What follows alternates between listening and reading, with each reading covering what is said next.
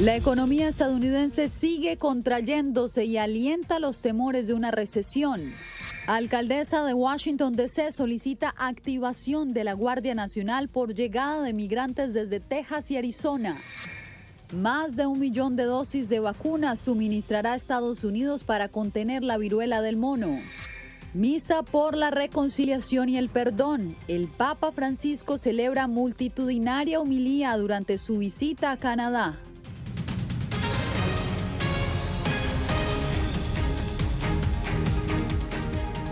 Bienvenidos a El Mundo al Día. La economía estadounidense se contrajo por segundo trimestre consecutivo y aumentan los temores de que el país esté al borde de una recesión. Jorge Agobián nos acompaña desde la Casa Blanca. ¿Qué ha dicho el presidente? Jorge. Yasmín, el presidente Joe Biden presentó durante esta misma jornada en la que salió este reporte un proyecto de ley que busca reducir la inflación durante el año 2022 y también disminuir el déficit fiscal. Esto mientras tanto él como su propio gobierno busca argumentar por qué el informe de hoy no significa que el país haya entrado en una recesión. La caída de la economía estadounidense por segundo trimestre consecutivo pone al país en un escenario de recesión técnica, según el concepto de algunos economistas, pero no en la óptica de la Casa Blanca. Y al menos como el presidente Biden y la secretaria del Tesoro lo transmitieron públicamente este jueves. La mayoría de los economistas y estadounidenses tienen una definición similar de recesión. Pérdidas sustanciales de empleos y despidos masivos, cierre de negocios, la actividad del sector privado se desacelera considerablemente. Los presupuestos familiares se encuentran bajo una inmensa presión, en algunos casos en un debilitamiento generalizado de nuestra economía. Eso no es lo que estamos viendo en este momento. Cuando se analiza la economía, la creación de empleo continúa, las finanzas de los hogares siguen siendo sólidas, los consumidores gastan y las empresas crecen. En Estados Unidos, la Oficina Apartidista de Investigación Económica es la encargada de definir cuándo el país entra en recesión, y aún no lo ha hecho. La comisión toma en cuenta, además de la caída del Producto Interno Bruto, las cifras de empleo, sueldos y otros factores, que han tenido un repunte positivo en los últimos meses, según los informes presentados. Pero sí venimos frente a una economía netamente inflacionaria y estamos en un proceso de alta peligrosidad desde el punto de vista de la inflación. El economista Tulio Rodríguez considera que ese escenario de riesgo seguirá creciendo mientras continúe la inestabilidad global y la Reserva Federal siga elevando las tasas de interés, a pesar del optimismo del gobierno. El reporte de este jueves pone la situación económica en el medio de un debate partidista. Legisladores republicanos como Mario Díaz Balart acusan a la Casa Blanca de tratar de redefinir el concepto de recesión. 2 trimestres consecutivos de crecimiento negativo del PIB constituyen históricamente una recesión económica y estamos en medio de una. Y ese debate político ocurre a tan solo 4 meses de las elecciones de medio término, elecciones legislativas que normalmente significan o le dan o le pasan factura al gobierno que está de turno y también al partido de gobierno en el Congreso estadounidense. Hay que también destacar que en los últimos meses varias encuestas han resaltado la posición negativa de los estadounidenses por el manejo de la economía del presidente Joe Biden, quien ha disminuido o minimizado lo que dicen los estadounidenses en estas encuestas. Gracias, Jorge. También el presidente Joe Biden y su homólogo chino Xi Jinping sostuvieron una llamada telefónica este jueves donde conversaron durante más de 2 horas sobre el futuro de la complicada relación bilateral. Según un comunicado publicado por Beijing, Xi enfatizó su derecho a gobernar Taiwán, una isla que ha sido autónoma durante décadas. Biden subrayó que la política de Estados Unidos no ha cambiado y que se opone firmemente a esfuerzos unilaterales para cambiar el statu quo o socavar la paz y la estabilidad en el estrecho de Taiwán. La llamada tuvo lugar cuando Biden busca nuevas formas de trabajar con China. La Guardia Nacional de Estados Unidos podría ser activada indefinidamente para atender el gran número de migrantes indocumentados que a diario llegan en autobuses a Washington provenientes de los estados de Texas y Arizona. Estamos en vivo con Natalí Salas Guaitero. Natalí, ¿qué ha decidido la alcaldesa de D.C.? Hola Yasmín, la alcaldesa Muriel Bowser ha dicho que ha solicitado la activación indefinida de la Guardia Nacional y también el uso del DC Armory, que es un estadio de usos múltiples aquí en la ciudad de Washington, para albergar a los casi 4.000 migrantes que han llegado en los últimos 3 meses provenientes de estos estados en aproximadamente 150 autobuses. Dice que le dirigió cartas directamente al secretario de Defensa y al propio presidente Joe Biden, porque el caso de la migración es de jurisdicción federal y considera la alcaldesa que el gobierno debe actuar en lo que ella cataloga como una crisis humanitaria. Hasta el momento la alcaldesa no ha recibido respuesta.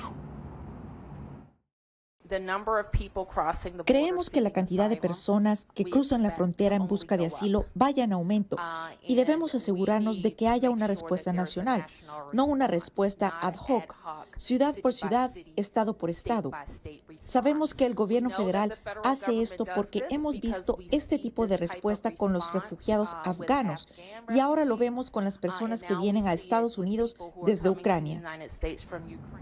Fíjate, Yasmín, que la alcaldesa Muriel Bowser también ha dicho que ella considera que la llegada de estos casi 4.000 migrantes a la capital de Estados Unidos tiene una motivación política, pero que no es la razón para negarles una ayuda, sobre todo porque muchos de ellos están caminando por las calles de Washington y consideran que esta ciudad pudiera ser su destino final, por lo cual ella considera que su oficina debe actuar al respecto.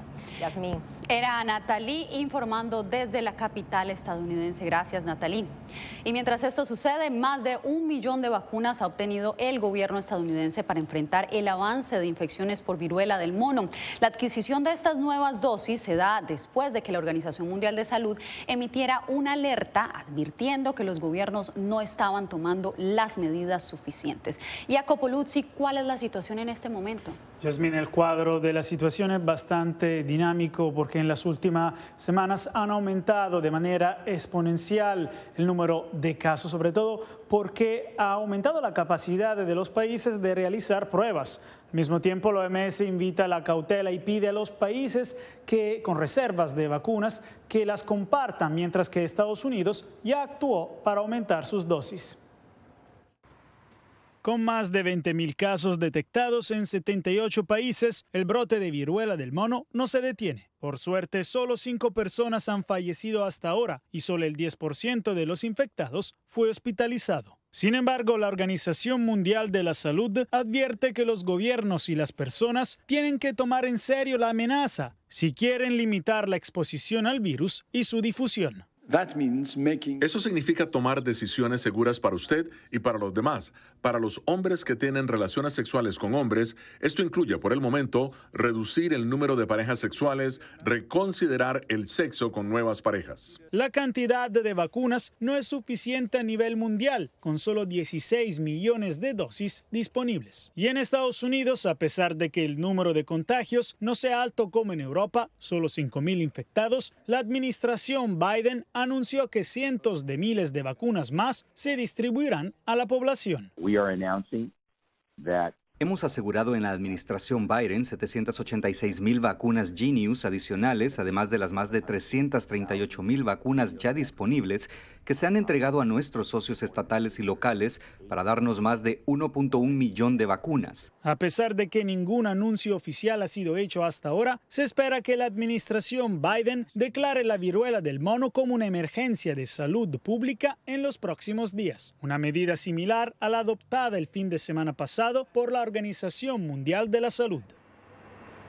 Hablando de las vacunas, las nuevas dosis expandirán la oferta en Estados Unidos. Sin embargo, algunos expertos cuestionan si serán suficientes para satisfacer una demanda que crece, Yasmín, cada día más. Crece cada día más, Jacopo, y aquí donde nos encontramos, la capital de Estados Unidos, es un foco de infección de la viruela del mono. Manténnos informados, Jacopo, gracias. Y más noticias, la gira del Papa Francisco en Canadá entra en su recta final en Quebec, donde se reunió con el primer ministro Justin Trudeau y ofició una multitudinaria misa en la que enfatizó su mensaje para los pueblos indígenas canadienses. Celia Mendoza nos da los detalles. Rescinda la doctrina, rezaba la pancarta con la que grupos indígenas interrumpieron la misa que el Papa Francisco ofició hoy en la Basílica de Sainte-Anne-de-Beaupré en la ciudad de Quebec. Estoy muy feliz. He querido verlo durante mucho tiempo. Nunca imaginé que vendría aquí algún día. El líder de la Iglesia Católica, quien debido a dolencias en una de sus rodillas anda en silla de ruedas, ha buscado acercarse a los feligreses durante la recta final de su gira.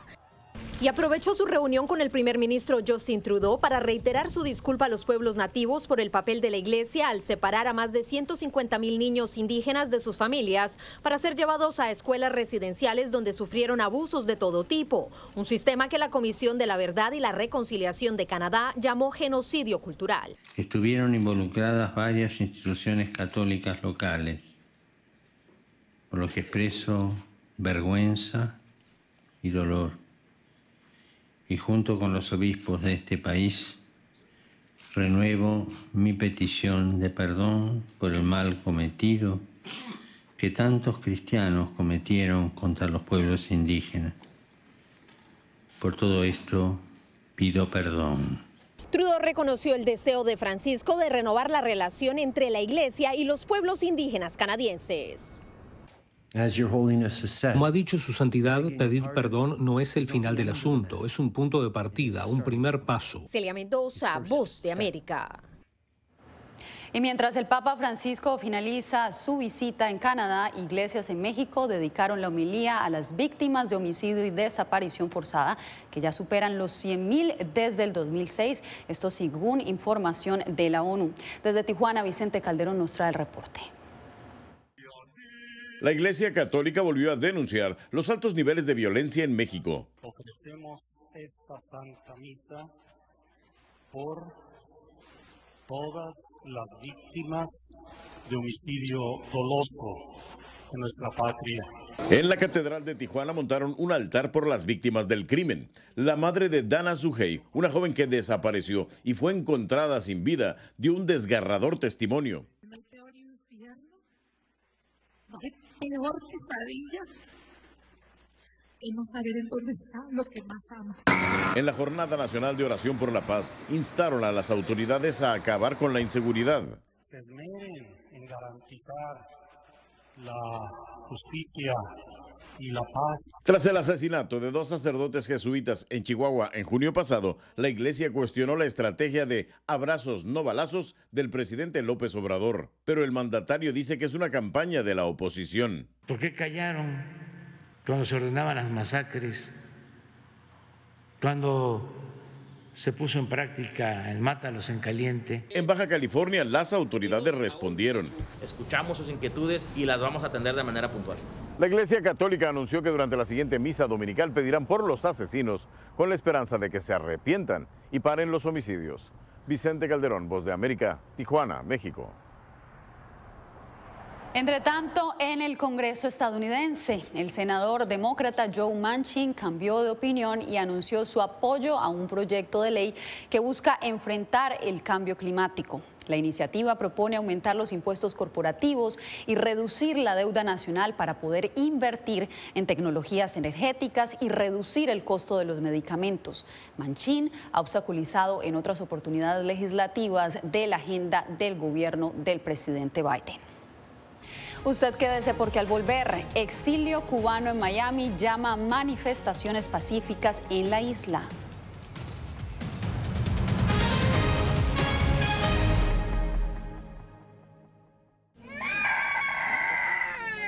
They are scared. Some of them lost their houses during bombardments.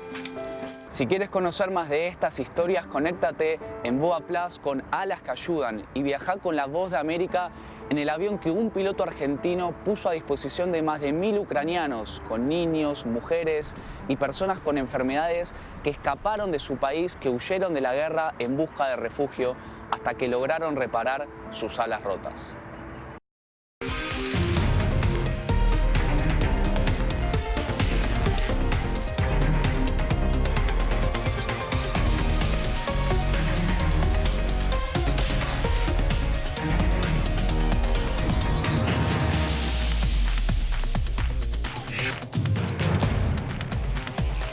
Venezuela 360, cada semana por La Voz de América.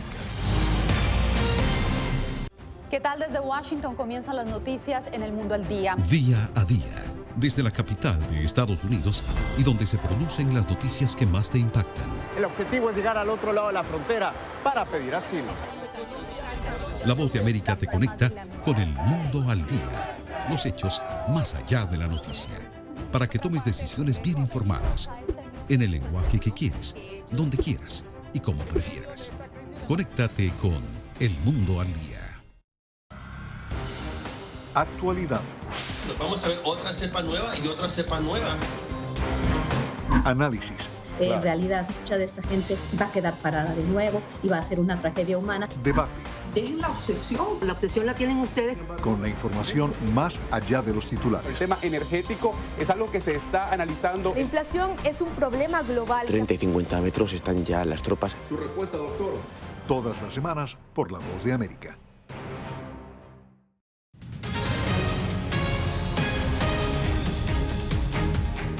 Actualizamos la información en El Mundo al Día. La diáspora cubana en Miami anunció su apoyo a la realización de un nuevo paro en Cuba para protestar contra el gobierno de Miguel Díaz-Canel.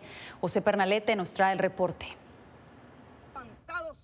La disidencia cubana que reside en Miami expresó apoyo a la realización del paro nacional en la isla. Que si ellos están en paro y si Cuba está en paro, nosotros aquí en nuestro exilio estamos en paro. Diversas organizaciones encabezadas por la Asamblea de la Resistencia Cubana difundieron videos testimoniales de ciudadanos de la isla apoyando una protesta pacífica.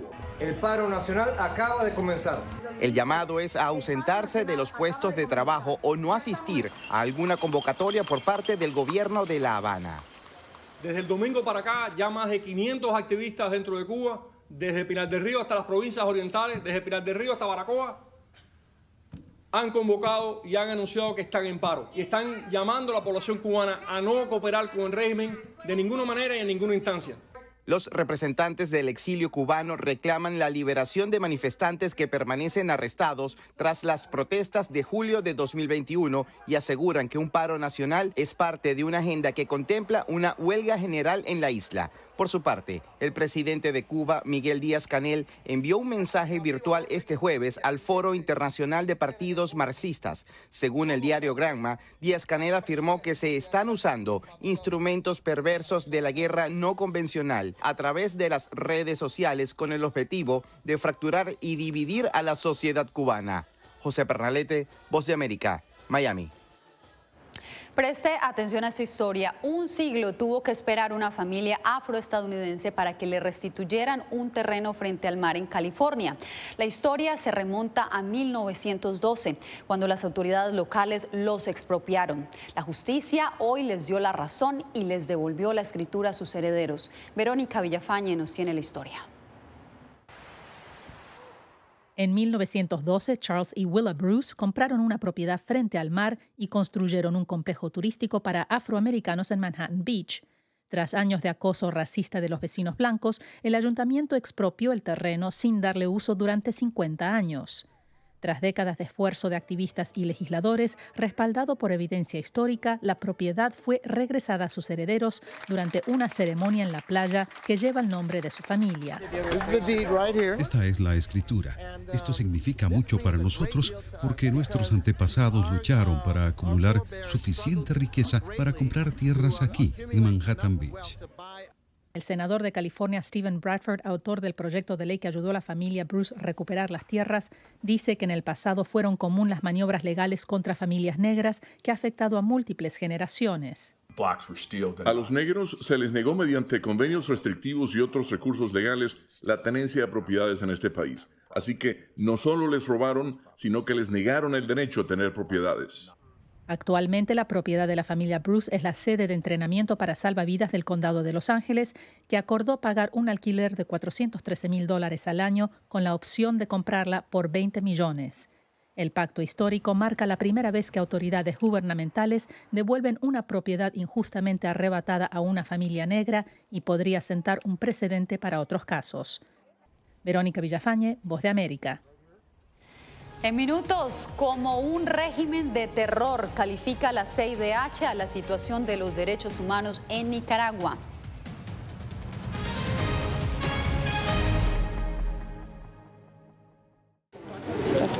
Es increíble. No encuentro palabras para explicar esto. No solamente que no tienen casa, han perdido sus familias, pero han perdido su país. Los pasos de su travesía, sus motivaciones y sueños, ucranianos y latinos, se unen en territorio fronterizo que separa a Estados Unidos y México cuando una era llega a su fin y otra comienza a construirse paso a paso. Vea De Frontera a Frontera, una serie especial de La Voz de América.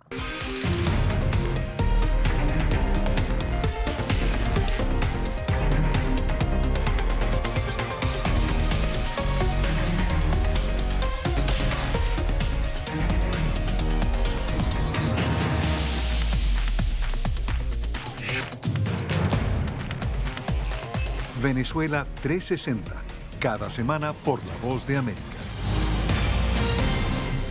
¿Qué tal? Desde Washington comienzan las noticias en El Mundo al Día. Día a día, desde la capital de Estados Unidos y donde se producen las noticias que más te impactan. El objetivo es llegar al otro lado de la frontera para pedir asilo. La Voz de América te conecta con El Mundo al Día, los hechos más allá de la noticia, para que tomes decisiones bien informadas, en el lenguaje que quieres, donde quieras y como prefieras. Conéctate con El Mundo al Día. La Voz de América te invita a ser parte de nuestra familia a través de las redes sociales. Encuentra en tu muro las últimas noticias de tu país en su conexión con Estados Unidos, la región y el mundo. Historias que empoderan las voces latinoamericanas de política, economía, salud, actualidad, balanceadas y precisas. Únete a un equipo de origen hispanoamericano que trabaja para conectarte con los tuyos. Síguenos en Facebook y conviértete en protagonista de una historia que tú mismo ayudarás a construir.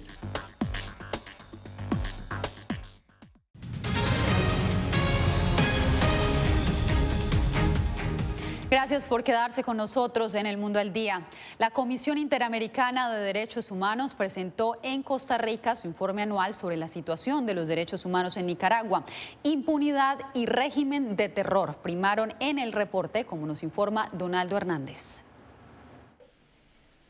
Como consta en este informe, Nicaragua se mantiene en un estado de excepción de facto y permanente.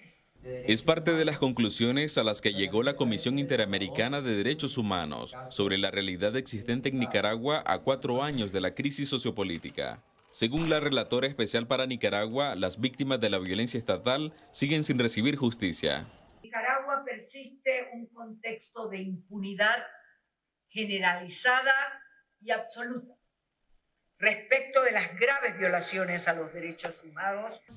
El informe de la CIDH sobre Nicaragua documenta 355 asesinatos, más de 2.000 heridos y más de 100.000 ciudadanos obligados al exilio. Pero hay algo que preocupa mucho más al organismo. Es la falta de voluntad manifiesta del Estado nicaragüense para superar la crisis social, política y de derechos humanos que afecta al país. La situación de la prensa independiente es otra de las preocupaciones. Según el relator para la libertad de expresión, hay una cacería contra periodistas. Se me ha indicado, en mi calidad de relator especial para la libertad de expresión, que serían alrededor de 30 entre espacios y medios de comunicación que han cerrado forzosamente su operación. El gobierno de Daniel Ortega no se ha pronunciado sobre el informe de la Comisión Interamericana de Derechos Humanos. No obstante, en reiteradas ocasiones se ha declarado víctima de un intento de golpe de Estado. Donaldo Hernández, Voz de América. La policía de Nicaragua confirmó este jueves el fallecimiento de 16 personas en un grave accidente de tránsito en la carretera Panamericana Norte a 171 kilómetros de Managua en el departamento de Estelí. El siniestro ocurrió la tarde de este jueves mientras el autobús se desplazaba a exceso de velocidad con decenas de pasajeros a bordo. 13 de las víctimas son venezolanas, una nicaragüense y 2 más están por identificar, mientras más de 40 personas también resultaron heridas. Cuando regresemos, entre lágrimas y cantos, colombianos le dan el último adiós al rey del despecho.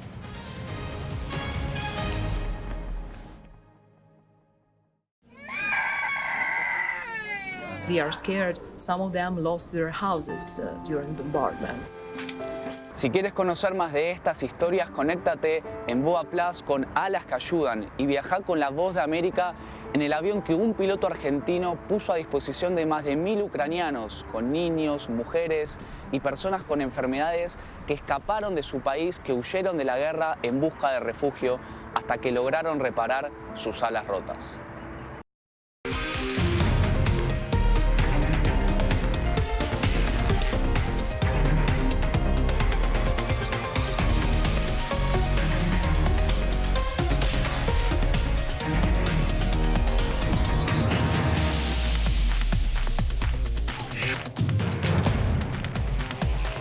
Venezuela 360, cada semana por La Voz de América.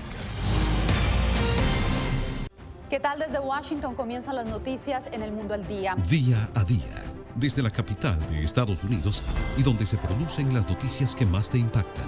El objetivo es llegar al otro lado de la frontera para pedir asilo. La Voz de América te conecta con El Mundo al Día. Los hechos más allá de la noticia. Para que tomes decisiones bien informadas. En el lenguaje que quieres, donde quieras y como prefieras. Conéctate con El Mundo al Día. Actualidad. Vamos a ver otra cepa nueva y otra cepa nueva. Análisis. En realidad, mucha de esta gente va a quedar parada de nuevo y va a ser una tragedia humana. Debate. Dejen la obsesión la tienen ustedes. Con la información más allá de los titulares. El tema energético es algo que se está analizando. La inflación es un problema global. 30 y 50 metros están ya las tropas. Su respuesta, doctor. Todas las semanas por La Voz de América.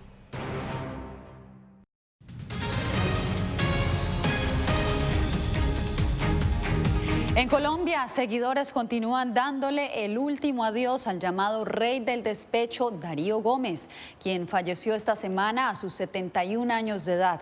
Jair Díaz nos trae el reporte.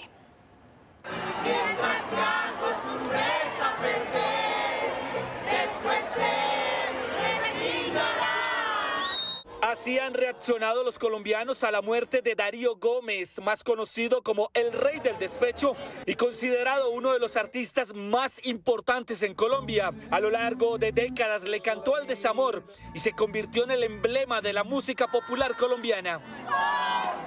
Que se nos fue el mejor, el ídolo, el mejor artista de aquí de Medellín, es el papá de todo. Para nosotros, Darío Gómez fue lo mejor del mundo que se fue. Sus canciones retumban a las afueras del Coliseo Atanasio Girardot de Medellín, donde centenares de fanáticos y colegas le dan el último adiós. Agradecerle a don Darío Gómez el camino que recorrió por muchos años, con un machete musical, siempre he dicho yo, abriendo espacio para un género que antes era visto de otra manera. La muerte del rey del despecho, a raíz de un colapso súbito, tomó por sorpresa a la también reina de la música popular, Arelis Henao, quien hoy rinde homenaje a quien consideraba un padre. Nadie es eterno en el mundo. No nacerá otro artista en Colombia como él. No lo nacerá. Y que nadie pretenda reemplazarlo, porque él no tiene reemplazo. Coreando sus canciones, colombianos continúan despidiendo al rey del despecho, Darío Gómez. Sus exequias serán el próximo sábado 30 de julio. Jair Díaz, Voz de América, Bogotá. Que descanse en paz Darío Gómez. Bien, y usted recuerde que esta y otras noticias las puede encontrar en nuestro portal web. Si en este momento tiene un celular a la mano, lo invitamos a que escanee el código que está viendo en pantalla y así poder acceder a toda la información de vozdeamerica.com. Bien, y cerramos con este diamante rosa de 170 quilates que fue descubierto en Angola y se le considera la piedra preciosa más grande encontrada en 300 años. Esta piedra preciosa fue hallada en la mina de diamantes aluviales de Lulo, por lo que recibió el nombre de Lulo Rose. El hallazgo es casi único, pues según los expertos, solo uno de cada 10.000 diamantes es de color rosa. Aunque aún no se conoce su valor, se espera que la piedra preciosa rosa alcance un valor muy elevado cuando entre en subasta. Con esta historia llegamos al final de esta emisión. Gracias por informarse en El Mundo al Día. Les informó Yasmín López.